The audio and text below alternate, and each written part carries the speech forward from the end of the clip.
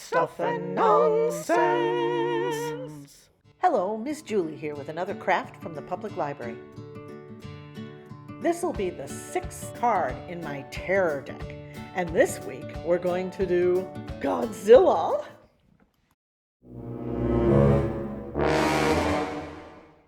I've been planning this terror deck for years, and Godzilla was one of the first ones I wanted to do.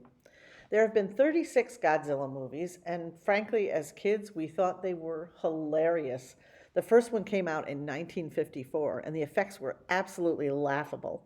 There's even a Godzilla movie in which Godzilla does a little dance, and because so many of them were poorly dubbed, we delighted in turning down the volume and providing our own snarky dialogue.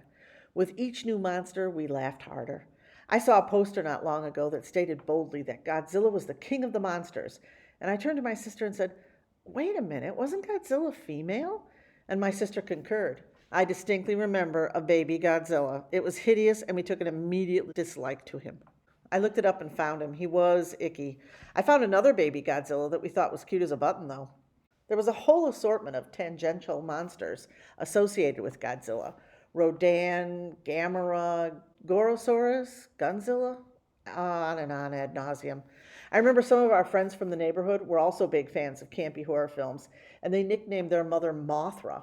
She had that moniker for years. She was a very tolerant woman. There was a turtle monster, too. I liked that one. Indeed, each monster was more amusing than the last, and we enjoyed many hours of viewing and inventive ridicule. But there's a decided allure to Godzilla. She was so big and monstrous, and not pitiable like poor old King Kong. Godzilla has so impressed people that you can add Zilla to almost anything to indicate monstrousness, and people immediately know what you mean. So let's see, there's Bridezilla, plenty of Dogzillas, a Catzilla, some Babyzillas, Squirrelzilla, Duckzilla, Pigzilla, Plantzilla. There's even a Bookzilla and a Zombiezilla. My all-time favorite, I think, is Nunzilla. There's a funny scene in Lilo and Stitch where you get to see Stitchzilla, too. So Godzilla can be pretty cool, I suppose.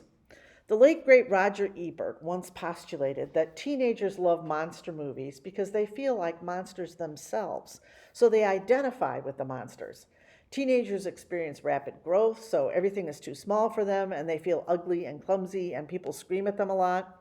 So I keep thinking of Godzilla as a sort of teenager, or the big kid we still have inside all of us. That's why I decided to give Godzilla a skateboard and a cell phone. I'm not entirely satisfied with my Godzilla. I keep thinking of all the things I've wanted to do with it, like make the skateboard a city bus, but I couldn't figure out how to make that work. I did almost the whole thing on Procreate because I was in and out of the hospital so many times. My iPad was something I could schlep easily. I'm thinking I'll maybe do a vampire next, or maybe King Kong. In any case, I'm hoping to do the next card by hand on paper. I'm not thrilled with the way this one looks, and I might go back and redo a bunch of these. But for now, this will do. Godzilla does have a monster monologue. In keeping with the teenager concept, it goes like this. I've been experiencing a real growth spurt. It's tricky. Nothing fits anymore, and I'm always knocking into things and breaking stuff by accident. People scream when I come around. I guess it's just the teenager in me. I'm too noisy, my skin is scaly, my teeth aren't straight. It's always something, isn't it? I just want to fit in. I like doing these cards, so I'm going to keep stumbling along, even though at the rate I'm going, it'll take me a year to finish the equivalent of a real tarot deck. But I'm still aiming for at least the face cards for a traditional game deck first. Baby monster steps, right? Okay, so here's Godzilla.